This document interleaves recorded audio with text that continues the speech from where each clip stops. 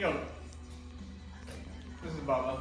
I see a bunch of videos on YouTube on people telling you first mods you should buy for your sled.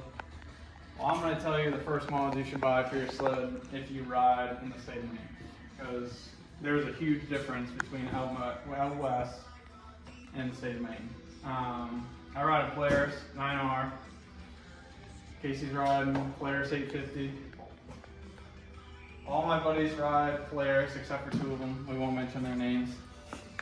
The first thing you should buy, honestly, this has saved me so much hassle in the last 3 years that I've owned these. You need to buy these trenchers. I've tried Zeros, I've tried stock, I've tried every one of them, and they're all junk except for these, because these things just break a ball joint. Usually it breaks that top bolt, and you can put a new bolt in it on the trail or in the woods, and it's an easy fix. It'll save you a ton of time. And if you break an A-arm, it is the worst thing ever. It is when you're way out in the woods and you have to try to rig up some wood. Usually we take a log and we ratchet strap it to the running board and we do everything we can to keep that ski straight. It's not fun. So that is the first upgrade before anything. If you ride a Polaris, you need these. The next thing that you need to buy would be, I think these are Salsa Kings or Salsa Kings, however they want to say it. Yep. Every single one of my buddies that ride Polaris have these. The factory ones are junk. You go through one or two every ride, which are, I think they're 15, 20 bucks a piece. So I mean, unless you want to just, and you have to buy them. So if you don't have a stockpile of them, you might as well buy these. I think these are $100. And this is my second year, going on year 2 of these, and haven't busted one out. I think the Duracrawl, it's still bust out like one a year. So those are the first 2 mods before you buy anything. The next mod that you should probably have if you ride in Maine is probably one of these backwards bumpers. I rode a whole year without having one and got very fortunate, but you know, if you run over literally 1-inch twigs, it'll bend the stock bumper and the side panels don't fit. I literally run anything I want over. You know, 4-inch pine tree, run that sucker right over, and it's not a problem. So backwards bumpers, they make a great product. You need this. That's the next thing. But honestly, after the rubbers and the trenchers. The back bumper, honestly, it's not like a total need in Maine because there's not enough snow to, you know, do big jumps and land on the back bumper and crush your tunnel. But if you have to tow your skidoo buddies out or somebody on an Arctic Cat, your Polaris tunnel really beefy enough with a stock bumper. So this bumper just makes it so you can hook a strap to it, or you can load a skidoo right on, like a skidoo in pieces right on top of this tunnel, and it's fine.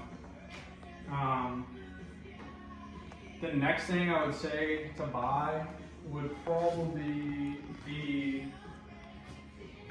these subframes. I don't personally have them because, you know, I'm a cheap guy and I don't like spending money, but this is my good one. I got a broken one over here, as you can see. That's from a little side panel drop. And I rode it like this last year, and what it does is it just catches branches and kind of fucks things up, but not a huge deal. But Casey has them on his sled, and that's another backwards product. And you really can't go wrong. They make, you know, they beef up this whole part of the sled, and I've never seen a broken backwards one. I mean, so that's a big upgrade. I hear people breaking them all the time. I honestly have only broken that one on my sled in the past 5 years. So the next thing I would say is probably the backwards rail braces. Here's a set of braces on Casey's sled. I don't have them, but I've also gone through 2 sets of rails. And if you look at mine, like mine, I bent mine last year, and I was too cheap to buy another set, so I literally took these apart, put them in a ball jack press and straightened them out, and used adjustable wrench to straighten all this out, because usually these fold right out. and that's makes you crack, hit the tunnel, and it's not great. If you don't buy, just so you know, if you are that guy that doesn't want to, they want to buy a wrap before they buy the trenchers, this is what you need to buy. You need to go buy a 4-pack of these two-wheelers, because the reason why, when you break an A-arm the first 5 minutes of the day, don't be that asshole that fucking kills everyone else's day because you have a broken A-arm.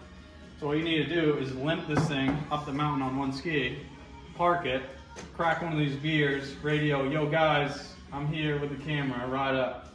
So then you can film your buddies riding. Don't be a party pooper and ruin the whole day for everybody.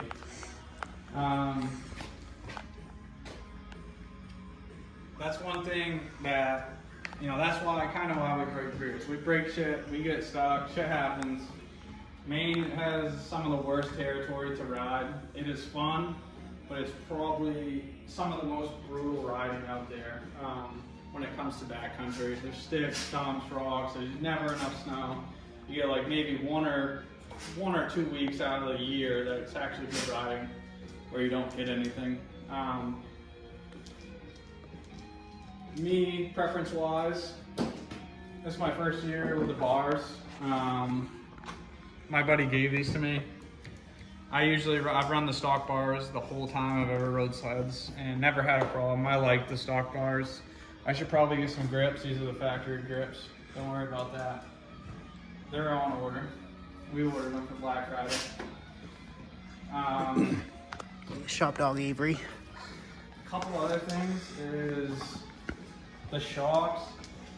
I mean, I see a lot of people not running the shocks, but in my preference, riding with these shocks is just so much better. It allows me to get rid of the sway bar, because I don't like riding with the sway bar. So get rid of that sway bar, get some nice Fox shocks. These are off my Axis. They came off a 19 Axis. I just switched them on there. People say they don't fit, but they bolted right on. I've been running them for 2 years. Yeah, and then we have a sick wrap from 139 Designs, which isn't a necessity, but it does. I crack side panels all the time. Like this one right here, you can kind of see. I've already broken the side panel and transferred. I peeled the wrap with a heat gun, slapped it on a new side panel. It holds your plastic together when it does break. It's not, you don't need it, but I mean, it does hold your sled together. It makes it look like it's not a piece of shit. I mean, honestly, those are the things that you need. You need trenchers, rubbers, backwards front bumper, backwards rear bumper to pull out your homies with that ride Skidoos.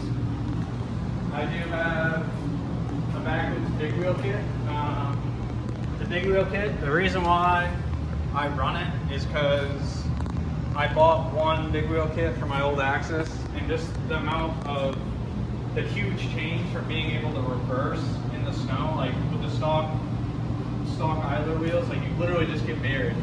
So the big thing there is you're able to back up a foot or 2 feet and then get a run.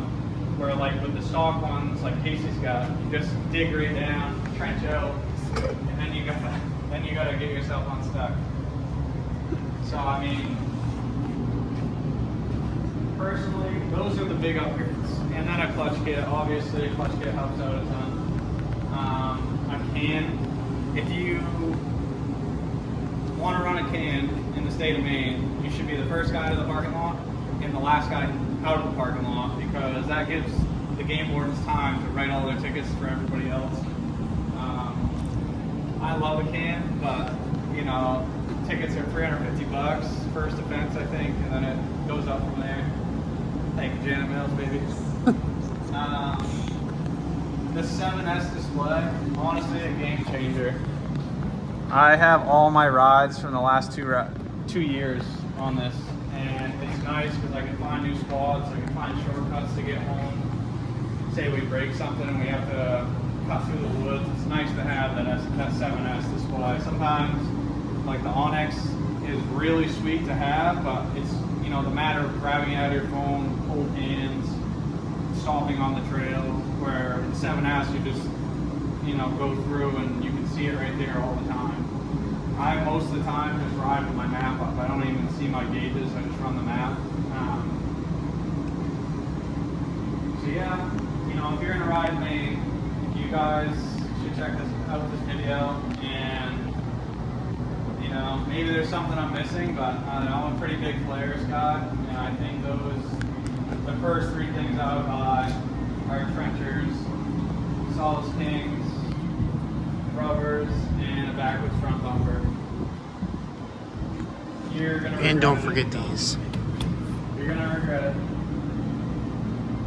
And it just so happens to be, it is dumping snow outside. Right for bow, baby.